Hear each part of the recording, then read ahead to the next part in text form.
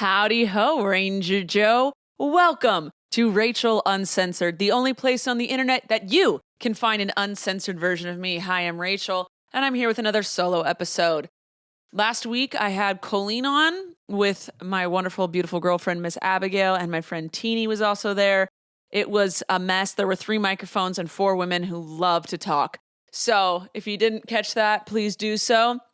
And next week, we have Miss Joyous Joy on for another wonderful episode. I think we're going to go over euphemisms and guess what they are and where they're from. Yep. Knowing Joy, it's going to be a good one. But today, I had a request. People wanted more myth busting. They said, you haven't done it in a while, and I miss it. So I've looked up a few things here online, and we'll get to that in a second. But first, I'm filming this before my episode with Colleen went out.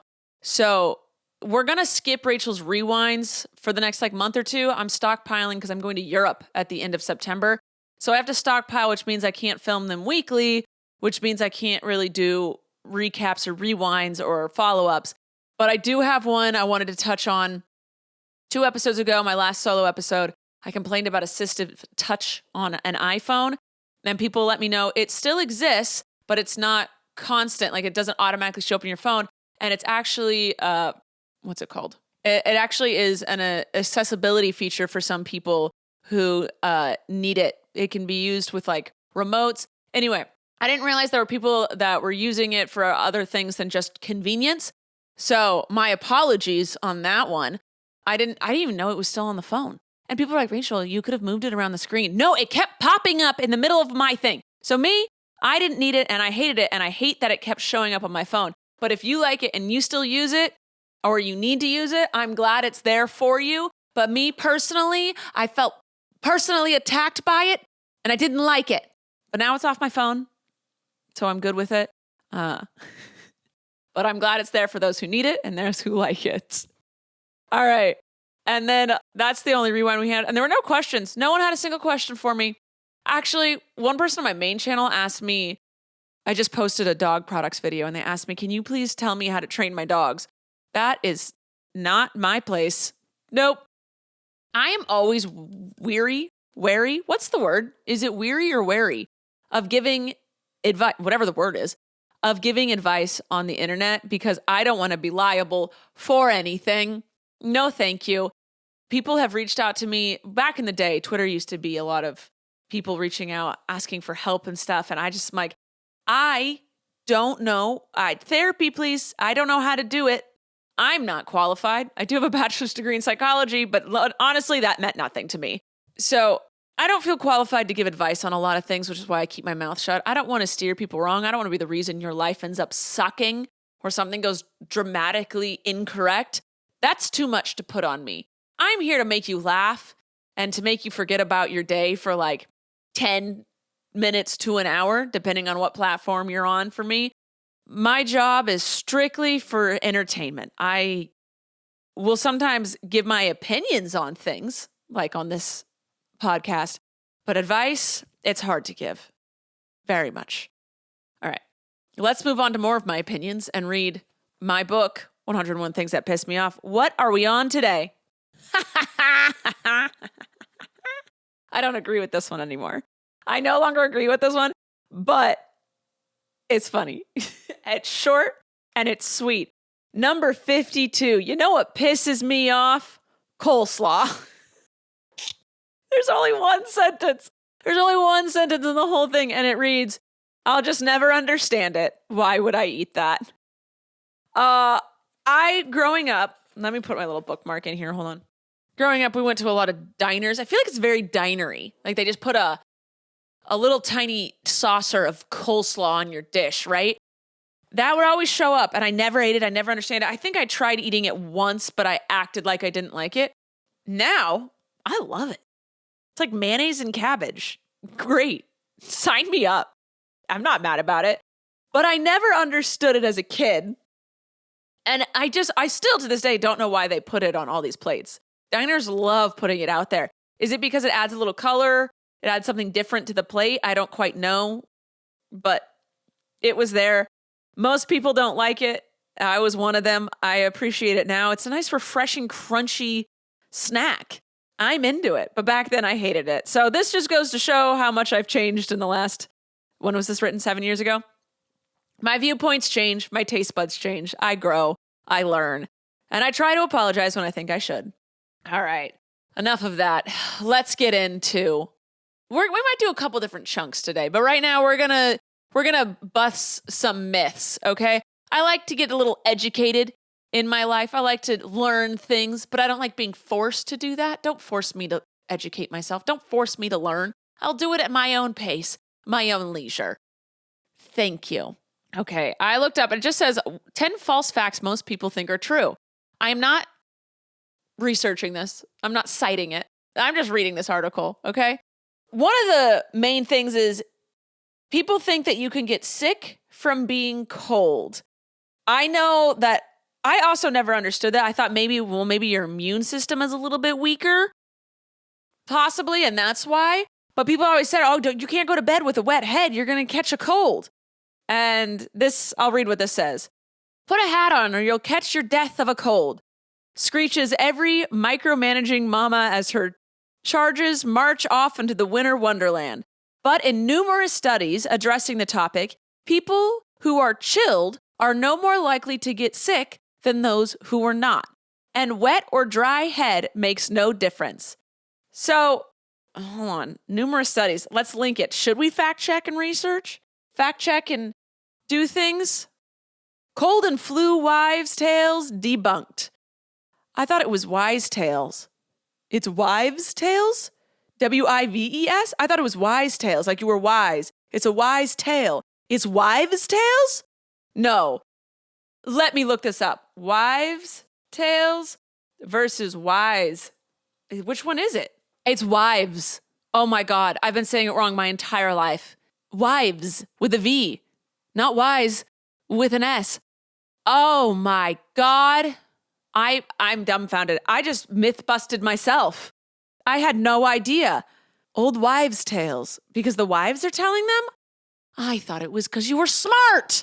See, you learn something new every day, everybody. Dear God. So it says you'll get sick if you go out in the cold with wet hair. The truth. Exposure to viruses, not skipping the blow dryer, cause flu and colds. Scientists have studied this really well. They've put cold viruses in the nose of two groups of people. One group was then exposed to cold/wet conditions, and the people who were chilled were no more likely to get sick than those who weren't. Being outside can make your nose run. Cold weather dilates blood vessels, but it doesn't make you more susceptible to viruses. Oh, and it says the old tale, feed a cold, starve a fever. This is half right. When you're congested, nutritious foods will fortify your immune system, but when you're feverish, your metabolism is revved up and you need more energy, not fewer calories to fight off infection. Bottom line, stay hydrated and eat well, no matter what your symptoms. All right. Well, we just learned some things. I didn't know that people would be, I guess that's why they pay people for studies, being like willingly get sick for a study. Couldn't be me. I'm busy. I don't have time. Another one, which isn't that interesting, is Vikings wore horned helmets. And this is saying, alas, horned helmets were not worn by the warriors. The style did exist in the region, but were only used for early ceremonial purposes and had largely faded out by the time of the Vikings. How do we do that? How do we just create these false things? They're like, Vikings, put horns on their heads. And then everyone was like, yep, that's a Viking. And from now on, every costume that has to do with Vikings, there's going to be horns on their heads. How did we figure that's insane. I just realized I don't have my liquid with me. Oh my, where is my liquid? I thought I brought it out here and I didn't. You know what? I need to go get my liquid before we move on. So first, let's check to see if we have a sponsor for today. Sponsor! Home Chef is our sponsor for today. Now, as adults, we all dread the question, what should we have for dinner? I know in this household, it's the biggest question of the day. And a lot of the time, inevitably, we just end up ordering takeout because going to the grocery store, figuring out what we want to eat bringing it home and cooking it is just too much. And we spend so much money doing that. So if you rather enjoy a home-cooked meal without the stress of planning ahead, Home Chef makes it really easy and saves you money. Home Chef provides fresh ingredients and chef-designed recipes conveniently delivered to your doorstep to simplify your cooking experience.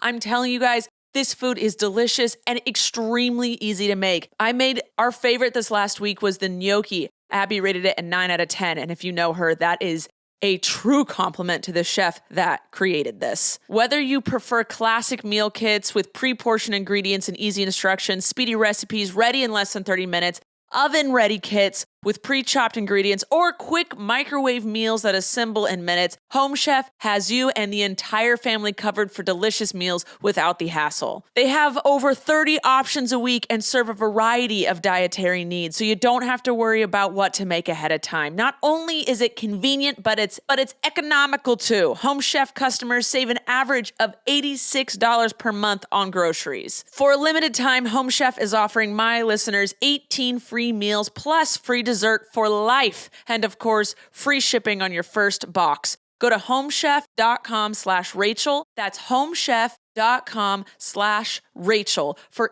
18 free meals and free desserts for life. You heard that right. homechef.com/Rachel. You must be an active subscriber to receive the free dessert. And we're back. Another one. The myth is that sugar makes kids hyperactive. Ooh, I full-heartedly believe that because I've seen kids get a sugar rush. I've seen me get a sugar rush. And this isn't a thing? Okay, let's read. The Journal of American Medical Association published a review of 23 studies on the subject of kids and sugar. The conclusion? Sugar doesn't affect behavior.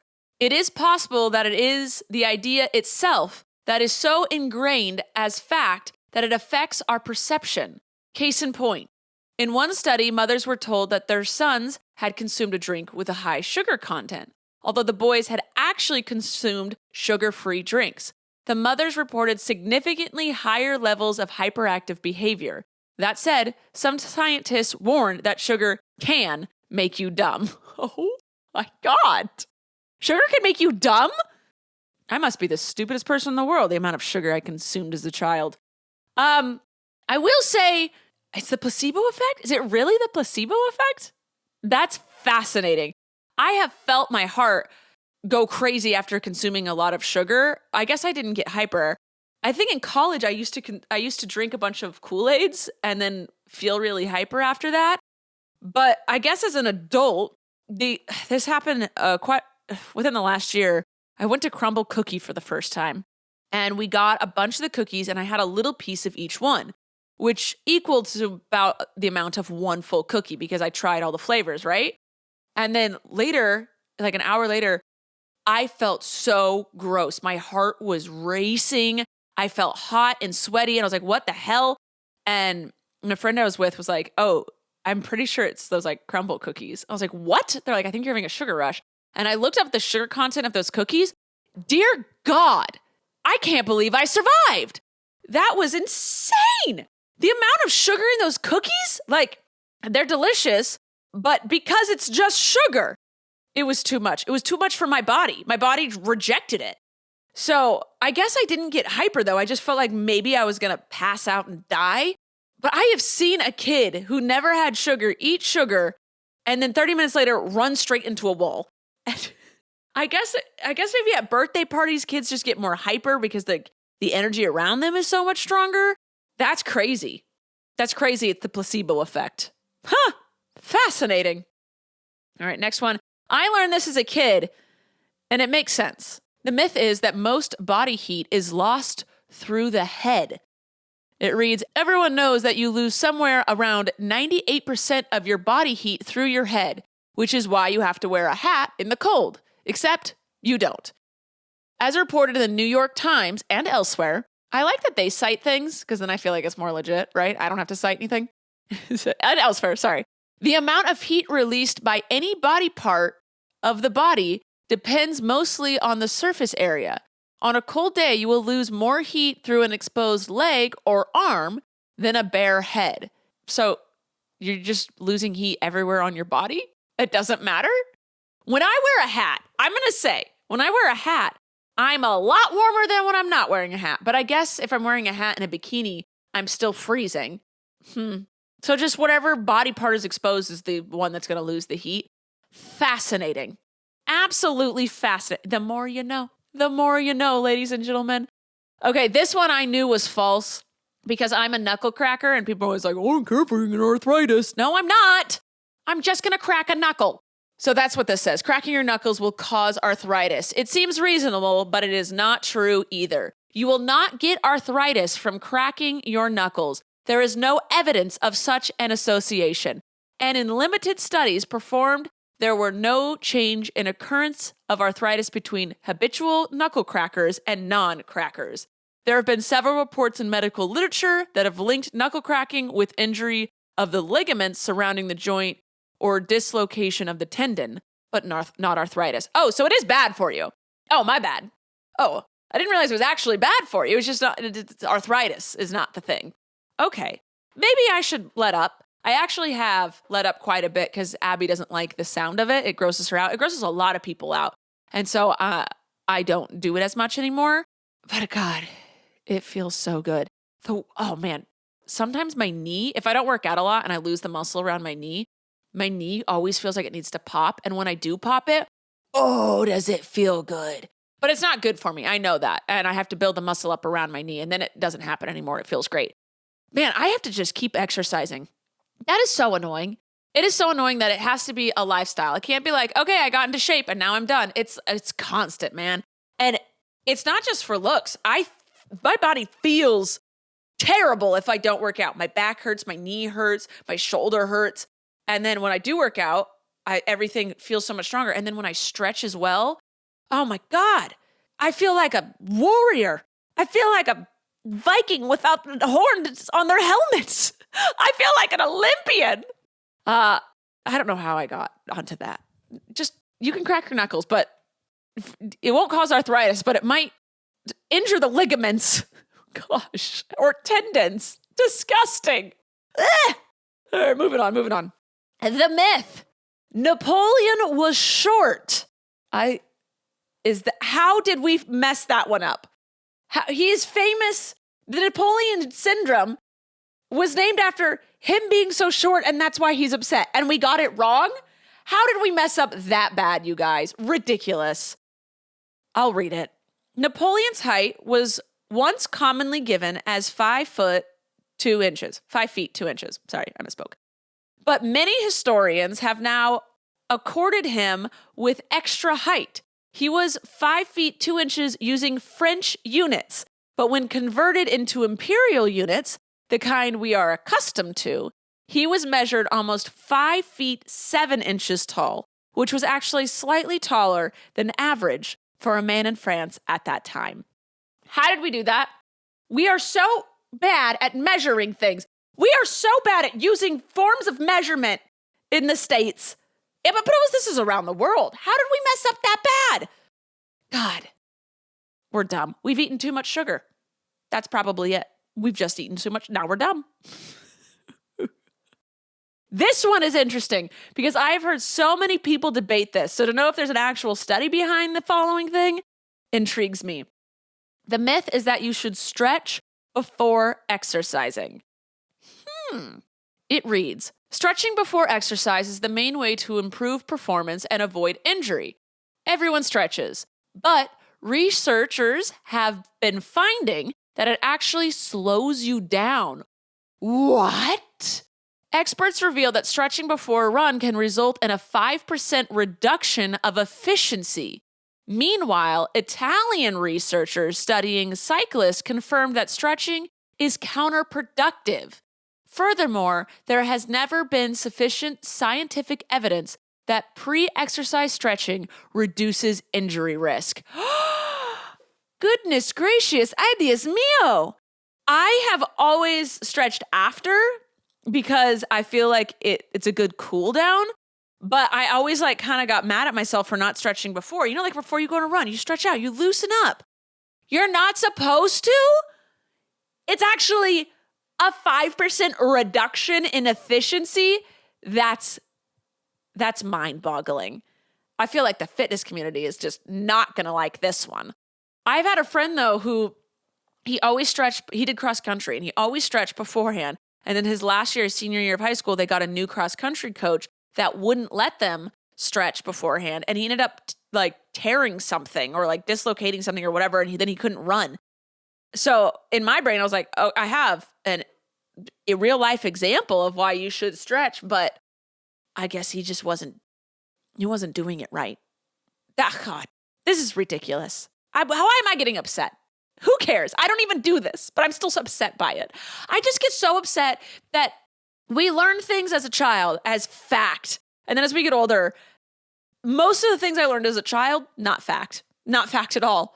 But it was just such common knowledge. And this is why I don't believe in common knowledge. I believe that based on how you were raised, your religion, your culture, where geography-wise you live, all of that quote-unquote common knowledge is completely different.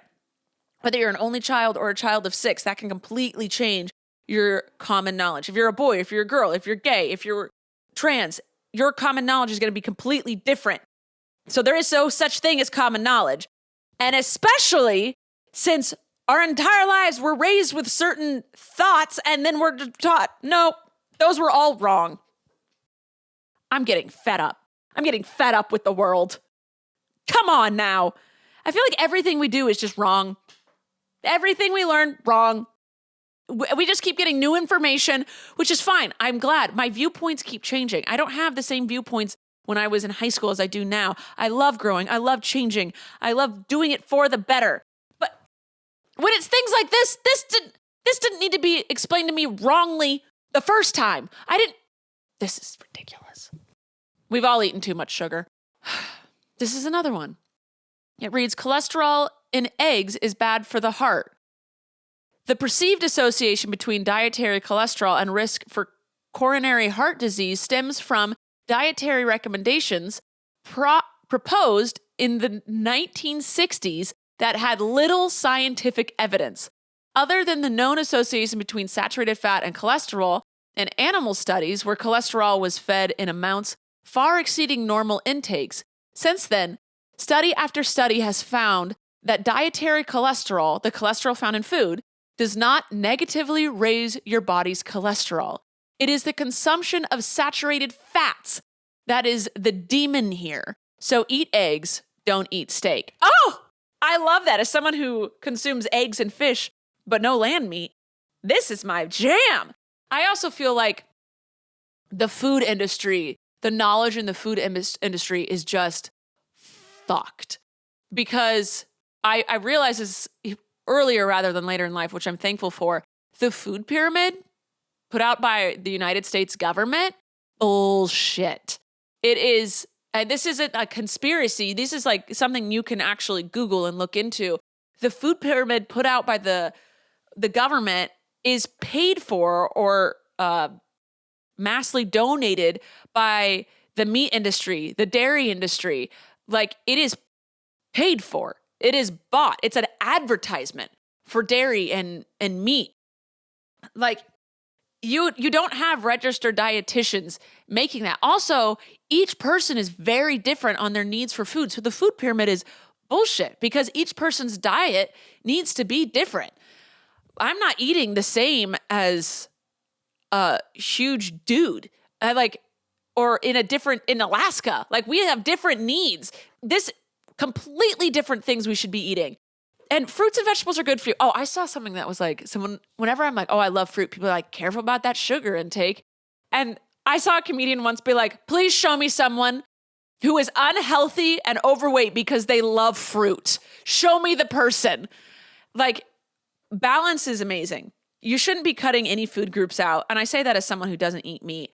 Because I can take care of myself. I have the money and the abilities to get the substitutes that I need since I don't eat meat. But cutting out huge food groups, like cutting out sugar or cutting out carbs, none of that works. That's not good for you. You need all of it.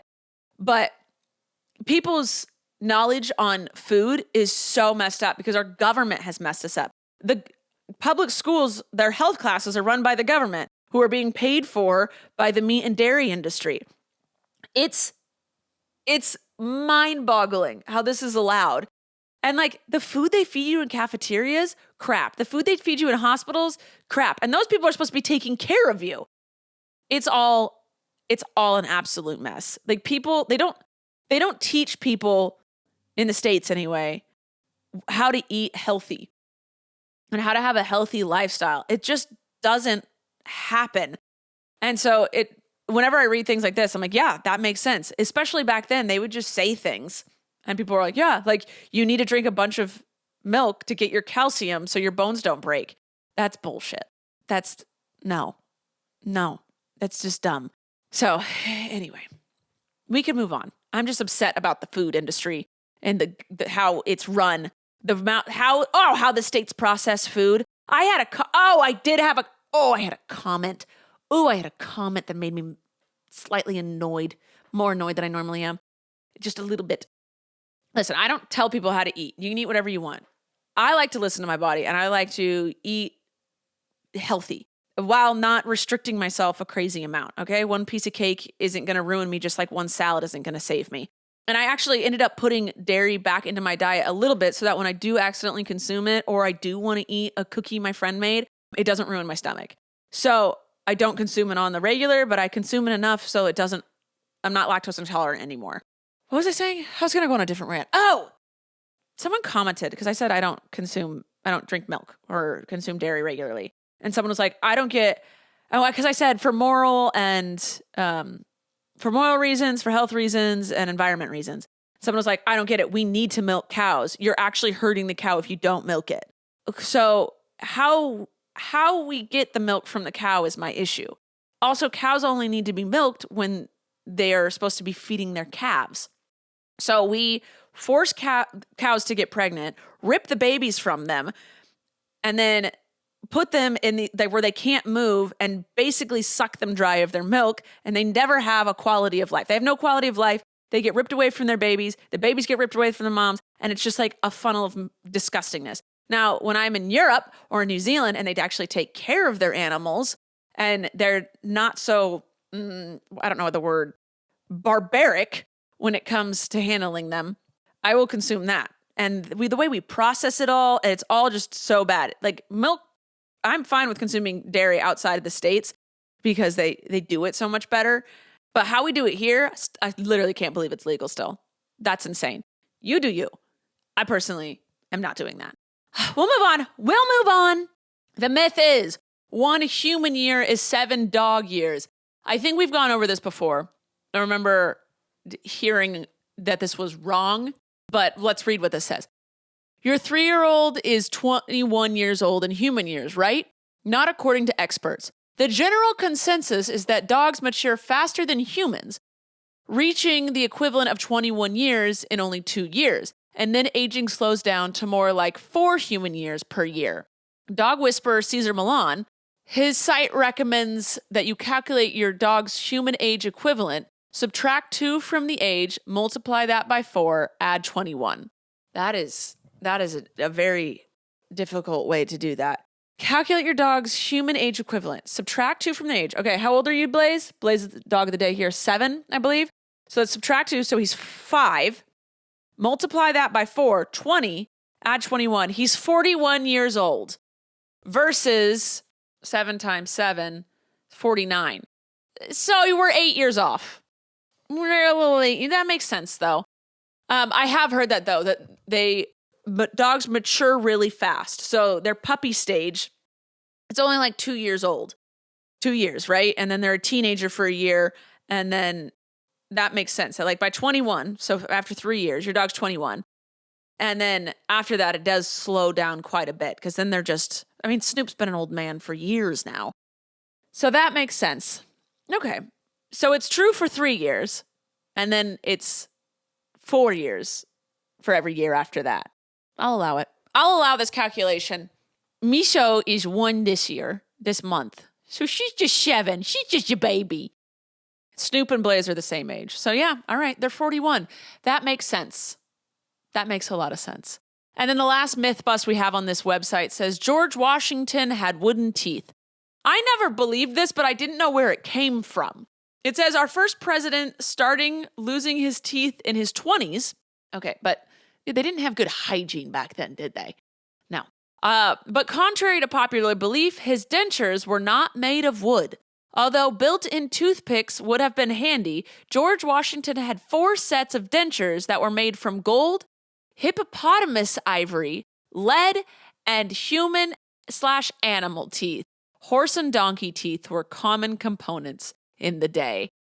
That is so gross. Also of note, the dentures had bolts to hold them together and springs to help them open. All the better to eat one of his favorite confections, Mary Washington's gingerbread. We knew his favorite thing to eat, but we didn't know Napoleon actually wasn't really, really short. The things in this world are so confusing to me. All right, that was it for those 10 facts, but let's take a gander at some more. This one says, despite popular belief, the Great Wall of China is not uniquely visible. Okay, I got a pop-up. That's rude.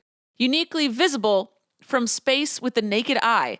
Other human structures and city lights are more discernible from orbit. I never knew if this was true or not. When I'd see photos, I'd be like, I don't know. Because I think everything's fake. But I feel like I'm sounding more and more like a conspiracy theorist. Is it conspiracy or is it just smarts? That's what they all say. That's what they all say. Never mind. But okay, that makes sense. Oh, this one says, this is a falsity. Mother birds will abandon babies if you touch them. Blaze and I hear a knocking. What is that noise, Blaze? Kill it. Go kill whatever it is. Protect this house. Protect me. He's just listening intently. Okay. So this says, you're out in your yard and you see a distressing sight. A baby bird is floundering. Okay. There are so many pop-ups on this website. I'm going to kill it. I'm not. Violence is never the answer. Anyway. Birds, okay, I'm just going to skip ahead. As for the scent issue, birds don't smell too well. A few species are an exception, but chances are vastly greater that the little chirping ball of fluff won't suffer if you need to move it to the other side of the fence from where your dogs play. Plus, its parents have invested way too much time and energy raising it to just scoot off at the first opportunity, no matter how the little guy smells. I really thought that you weren't supposed to touch the birds, but they're saying if you need to, you can. Your scent's not going to do anything. Huh. This one I did realize was false a while ago, but I remember when I was in 7th grade, I was at a private little school, the 6th graders were learning that the different parts of your tongue taste different things. And they put things to their tongue and they were learning this. But this says different parts of your tongue detect different tastes. That's false.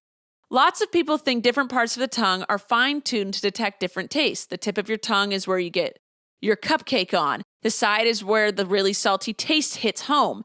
Bitter's in the back, and in between is the sour zone. The quote-unquote fact was prevailing notion for a very long time. It has persisted in spite of millions of kids in health class insisting that the wooden spoon just tastes like wooden spoon, no matter how they lick it. More recently, however, we found out that the whole zone theory was pretty much baloney. Yeah, I believe that because if one side of your tongue detected things different, you'd eat things on certain sides of your mouth, and we don't do that. So this makes sense.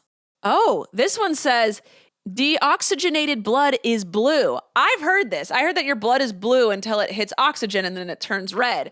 It says everyone has veins snaking up and down their bodies, and those veins are blue. So it stands to reason that whatever magical and mysterious substance coursing through the veins, all right, fine, it's just boring old blood, is as a matter of course blue. But no, once your blood has stopped by the bank, your lungs, and pick up a withdrawal of cash monies, oxygen, it's flushed with greenbacks, bright red blood. Once it spends the night on the town, circulating through your body, it returns with a massive hangover. The blood has a dark red, and it goes to curl up on the couch, take another pass through the heart. Basically, the veins are blue thanks to a trick of the light, not the color of what's inside of them. Okay, So blood isn't blue. Blood's red. Our veins are blue because of the light that hits them. Are you kidding me? Why? Why do we learn? Why is it? Why do we do it? Is it why? And then we do whys. Why? How come we learn things so incorrectly? And we're like, yeah. And we all hear it and we all agree with it. And we're sure. We're not going to question it. Question everything. Even me. It's ridiculous. Okay. And this one. Okay. Now I'm so mad. I'm so mad if this one is true. The myth is humans have 5 senses. Taste, touch, smell, sight, hearing. I said them wrong, but that's what it is. Let's read it. We hear what you're saying. We see your point of view. We feel your pain. Also, you smell bad and possibly taste funny. The latter of which we don't intend to test. But if you believe there are only 5 ways you can detect information about your environment or alterations to your person, we're going to punch you in the face. There, boom. You will feel it thanks to, what is this word? Nociception, the ability to sense pain. Nociception. Nociception. Nociception. Nociception. Why can't I say that word and why don't I know what that word means? Anyway. Also, I feel like this person writes like I do. I'm going to punch you in the face. There, boom. What? That is something I would write. Okay. There are a lot more too, although the list vary and the final number of senses tally is in great dispute. There are several boring ones that your body does without you knowing it. So let's skip those. More interesting is, oh God, another big word, proprioception, which helps you pass the close your eyes and touch your nose test. Basically, it's what lets 2 parts of your body connect without visual confirmation.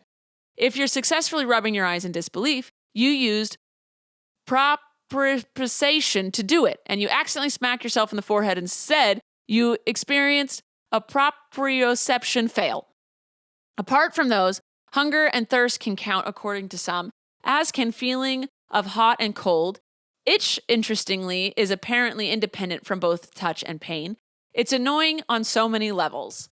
Guys, I feel like anything we learned in the 90s and early 2000s is just false.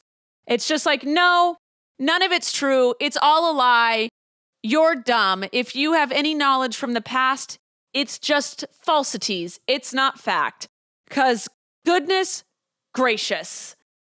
Everything I learned as a child, and I just went through the rest of my life with that knowledge, isn't right. It's not real. I feel, and like, I saw something back in the day that was like, how did you Google things before there was Google? And people were like, you literally would just ask your aunt and she would confidently give you an answer. And if that answer was wrong, it didn't matter. That's just the answer you went through the rest of your life with. And I feel like that's the entire millennial generation. Boomers just gave us things and like, what's the one before me? What am I? What's the generation before me? The generation before me and me, we're all just like walking around with this information our aunties and parents gave us, and then none of it's real because they didn't know. To fact check something, you had to go to a library and research it. No, that's how. But what's crazy is that all this information, this misinformation, spread like wildfire. Fire. That's the word, not flowers. Wildfires. I just feel like we all learned so much. But it's crazy. Like we all heard that like, who's it? Marilyn Manson took out his ribs to give himself a blowjob. How did we all hear that? That was just not true. Where did it originate from? There are so many things that I learned in Southern California and that my girlfriend also heard on the East Coast, just like weird random facts. And we have no idea where they originated from. Like we didn't see it on TV. It was just something that we were like told on a playground. And we're like, yeah, okay. How does it travel like that? How did this information spread so much? Like I get now with the internet, like you make a TikTok and it's done. Oh, my camera shut off. 1 second. All right. My camera I need to buy a new one, guys. I'm so sorry. It keeps dying. I just kicked it. Whoops. It keeps overheating. It keeps dying. I apologize. I just have to bite the bullet and buy another $700 camera, and I just don't want to. I really don't. But I'll do it for you. Gosh darn it, I will do it for you because I love you. I love you so much. And with that, I'm going to end this episode. I was ranting, but the camera got overheated, and so did I, and now we both cooled down. I love you guys so much. Thanks for watching. Please watch last episode. Watch next episode. Subscribe, follow, like, comment below. Give me your questions. Give me your rewinds. Your rewinds? No, don't give me your rewinds. We're not doing this anymore. But give me your questions. DM them to me. Put them down below. What do you want from me? Also, if there's anyone you'd like me to have on my podcast or segments you'd like me to do, please let me know. I'm here to entertain you. I'm here to distract you and make you smile and make you laugh. And I hope to do so. I love you guys, and I will see you next time. Bye! Thank you for listening to this episode of Rachel Uncensored, the only place on the internet where you can find the uncensored version of me, Rachel Ballinger. I hope you enjoyed. If you did, please like, subscribe, or follow, or do whatever this platform tells you to do so that you can get notified every time I post a new episode. Love ya!